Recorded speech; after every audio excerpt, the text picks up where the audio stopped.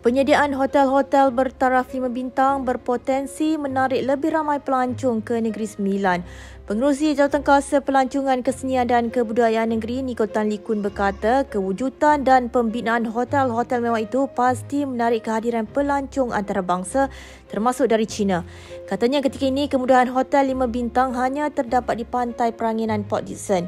Sehubungan itu, pembinaan sebuah hotel dengan taraf yang sama di bandar adalah sangat dialu-alukan bagi memastikan Negeri Sembilan terus menjadi destinasi kunjungan. Baru-baru ini, media melaporkan sebuah hotel berjenama antarabangsa akan dibuka dan memulakan operasi akhir tahun ini yang melibatkan pelaburan hampir 100 juta ringgit. Dalam pada itu, Nicole Tan berkata pelabur yang berminat boleh juga merancang untuk pembinaan pusat konvensyen dan pasar raya baharu dengan konsep premium outlet di negeri ini. Sementara itu, Pengerusi Mata Negeri Sembilan Lee Fook Moy berkata penganjuran acara pameran selama 3 hari bermula hari ini sudah pasti akan turut mempromosikan produk dan pakej pelancongan menarik di Negeri Sembilan.